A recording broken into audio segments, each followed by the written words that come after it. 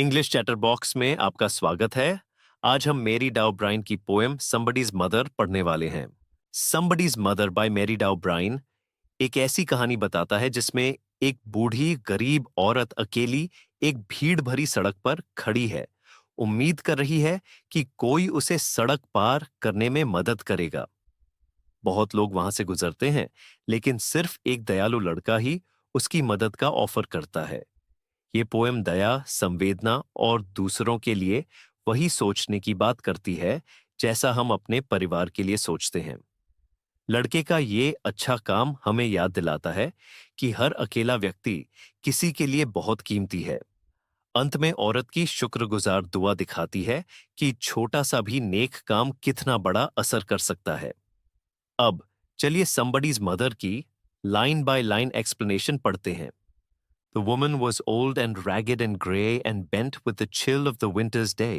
इन lines में poet एक बुद्धि औरत को डिस्क्राइब कर रहा है जो थकी हुई और कमजोर लग रही है।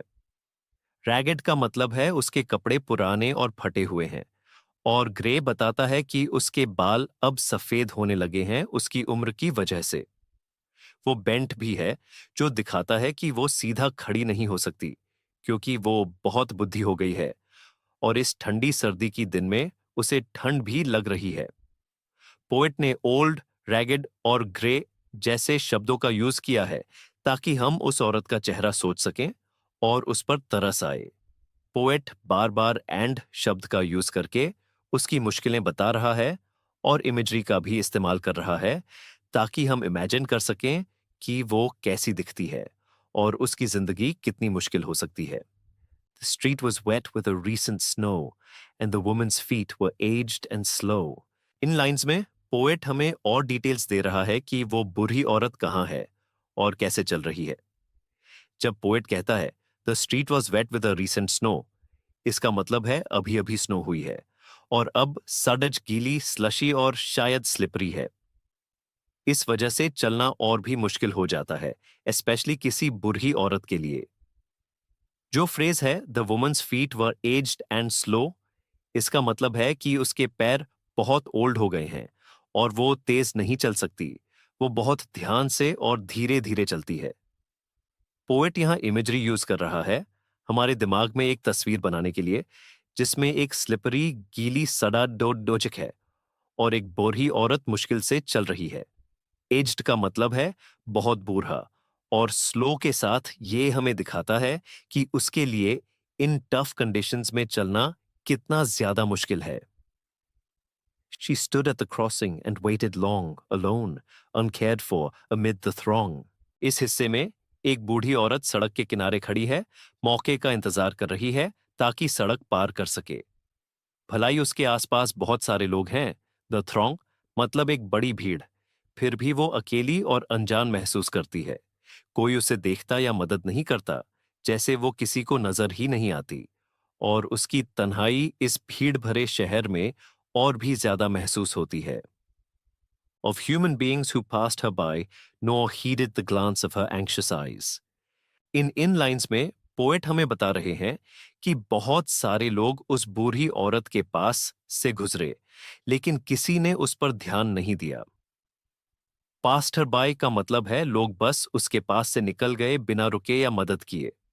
हीडेड का मतलब होता है ध्यान देना या नोटिस करना। तो nor heeded the glance of her anxious eyes का मतलब है किसी ने उसकी चिंतित आंखों को भी नहीं देखा। उसकी एंग्शियस आईज दिखाती है कि वो परेशान या चिंतित है, शायद इसलिए क्योंकि वो रोड क्रॉस करना चाहती है, पर कोई उसकी केयर नहीं कर रहा या उसको देख नहीं रहा।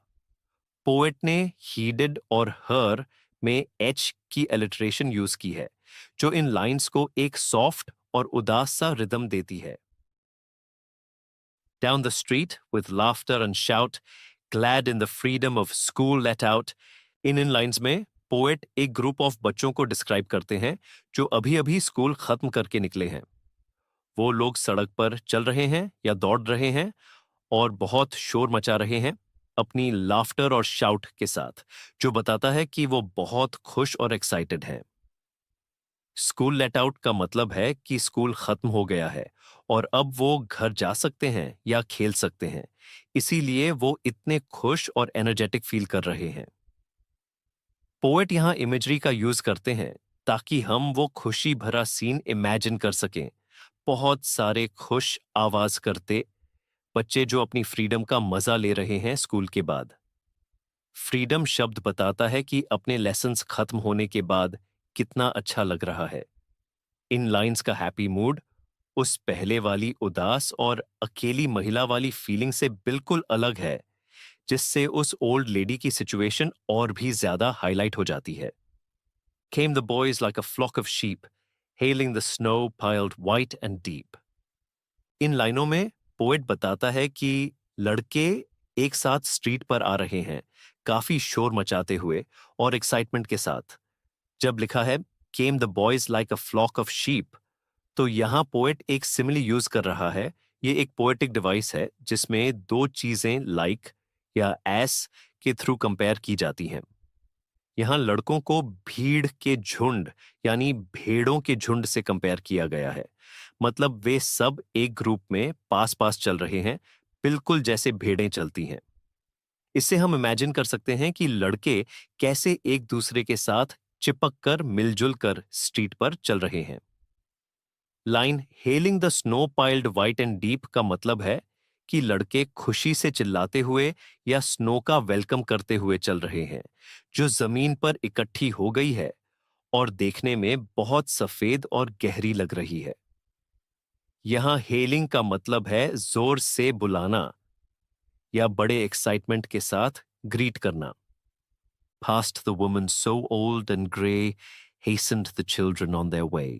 इन लाइनों में पोएट हमें बताता है कि खुश बच्चे जल्दी जल्दी उस बुद्धि और सफेद बालों वाली औरत के पास से निकल गए।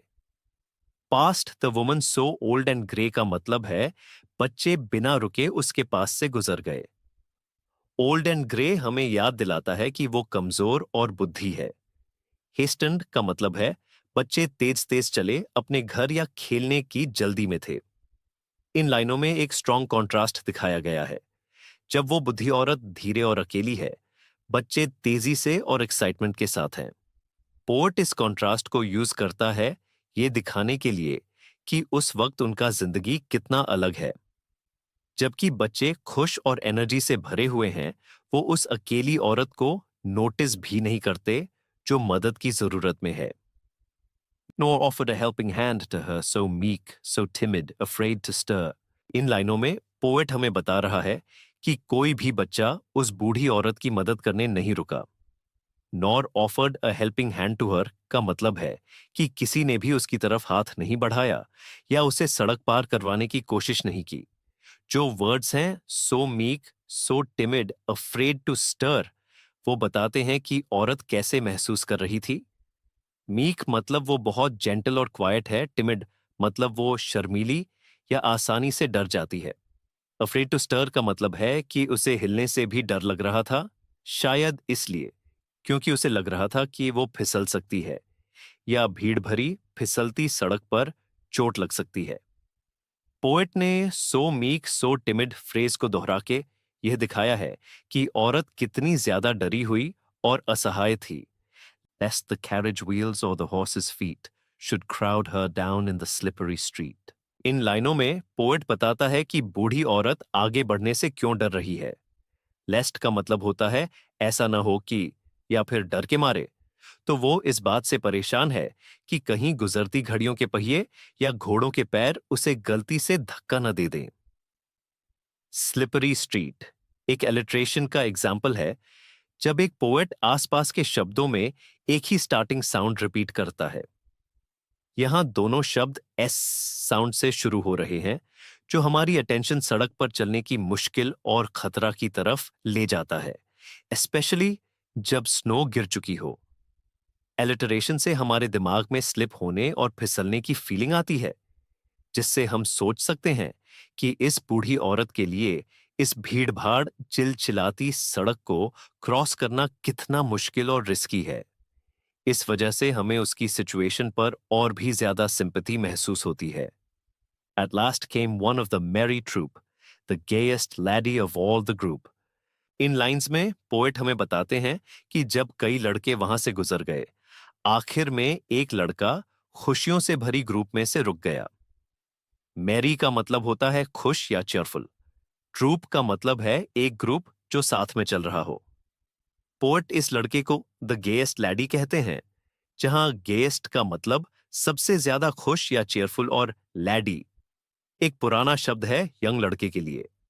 तो यह लड़का सब बच्चों में सबसे खुश और एनर्जेटिक था। पोएट ने एलिटरेशन का यूज किया है गेएस्ट और ग्रुप में दोनों शुरू हो रहे हैं जी साउंड से, जो इन लाइंस को स्मूथ और म्यूजिकल बनाता है। इससे यह भी हाईलाइट होता है कि यह लड़का अपने दोस्तों में कितना स्पेशल और ब्राइट है। He paused beside her and whispered low, I'll help you cross if you wish to go. In lines में पोएट बताता है कि एक दयालु लड़का रुक गया, paused, बूढ़ी औरत के पास, और उससे धीरे से whispered low बात की। उसने प्यार से पूछा, मैं आपको रोड क्रॉस करने में मदद करूंगा अगर आप जाना चाहती हैं। इसका मतलब है कि लड़के ने औरत को रोड क्रॉस कराने का ऑफर दिया, लेकिन वह पोलाइट भी रहा। उसने पहले पूछा कि क्या वह जाना चाहती हैं। पॉज्ड का मतलब है थोड़ी देर के लिए रुकना, और विस्पर्ड का मतलब है बहुत धीरे या चुपके से बात करना। लड़के का प्यार भरा और रिस्पेक्टफुल तरीका दिखाता है कि उसे औरत की परवाह है और वह उसे डराना नहीं चाहता। Aged hand on his strong young arm she placed, and so without hurt or harm. In lines में पोएट हमें बताता है कि ओल्ड वुमन ने अपना बूढ़ा और कमजोर हाथ लड़के की स्ट्रॉन्ग और यंग आर्म पर रख दिया। हर एज्ड हैंड का मतलब है उसका हाथ झुर्रियों भरा और कमजोर है क्योंकि वो बूढ़ी है। हिज स्ट्रॉन्ग यंग आर्म का मतलब है लड़का हेल्थी है और एनर्जी से भरा हुआ है, जैसे अक्सर बच्चे होते हैं। अपना हाथ उसकी आर्म पर रखकर वुमन उस लड़के पर भरोसा कर रही है कि वो उसकी मदद करेगा। पोएट यहां पर कॉन्ट्रास्ट का यूज करता है। वो दिखाता है कि उसके बूढ़े कमजोर हाथ और उसके यंग स्ट्रॉन्ग आर्म में कितना फर्क है। इससे काइंडनेस का एक्ट और भी खास बन जाता है। विदाउट हर्ट और हार्म का मतलब है लड़का उसकी सेफली मदद करता है ताकि उसको कोई नुकसान न हो। He guided the trembling feet along, proud that his own were firm and strong. इन लाइनों में पोएट दिखाता है कि बॉय कैसे ओल्ड वुमन को सेफली वॉक करने में हेल्प करता है। गाइडेड का मतलब है कि उसने ध्यान से उसको लीड किया जब वह दोनों रोड क्रॉस कर रहे थे। उसके ट्रेम्बलिंग फीट से हमें पता चलता है कि उसकी लेग्स कांप रही थीं, या तो डर की वजह से, ठंड की वजह से, या फिर वह बहुत वीक थी। पोएट आगे कहता है कि बॉय प्राउड था कि उसकी अपनी लेग्स फर्म और स्ट्रांग थीं, मतलब उसको खुशी और कॉन्फिडेंस था कि वह हेल्प कर सकता है। उसकी लेग्स स्टेडी और पावरफुल थीं, वुमन की शेकी लेग्स के ऑपोजिट, और इसी वजह से उसको अंदर से अच्छा लग रहा था। यहाँ पोएट फिर से कंट्रास्ट यूज करता है जब वह वुमन की ट्रेम्बलिंग फीट और बॉय की फर्म एंड स्ट्रांग फीट को कंपेयर करता है। यह दिखाता है कि बॉय की स्ट्रेंथ किसी वीक इंसान को सपोर्ट कर सकती है। यह हमें यह भी याद दिलाता है कि हमें अपनी स्ट्रेंथ्स दूसरों की मदद के लिए यूज करनी चाहिए जब उन्हें सबसे ज्यादा जरूरत हो। Then back again to his friends he went, his young heart happy and well content. In lines में पोएट हमें बताता है कि लड़का बुद्धि औरत की मदद करने के बाद क्या करता है। वो वापस अपने दोस्तों के पास चला जाता है, उनके साथ खेलता है और मजा करता है। पोएट कहते हैं his young heart happy and well content, जो मतलब है कि लड़का अंदर से बहुत अच्छा महसूस कर रहा था, वो खुश था और जो उसने किया उससे संतुष्ट था। Phrase happy and well content एक ही जैसे पॉजिटिव फीलिंग्स दोहराता है ताकि दिखा सके कि लड़का कितना खुश था अच्छा काम करने के बाद। उसने औरत की मदद दिखावा करने या इनाम पाने के लिए नहीं की थी। उसने मदद सिर्फ इसलिए की क्योंकि ये सही था, और इसी वजह से वो सच्ची खुशी महसूस करता है। She's somebody's mother, boys, you know, for all she's aged and poor and slow. इन लाइनों में लड़का अपने दोस्तों से बात कर रहा है। वो कहता है, she somebody's mother boys you know. इसका मतलब है कि वो चाहता है कि उन्हें याद रहे कि बूढ़ी औरत, चाहे वो कमजोर और अकेली दिख रही हो, किसी के लिए बहुत खास है। वो किसी की माँ है, बिल्कुल उनकी अपनी माँओं की तरह।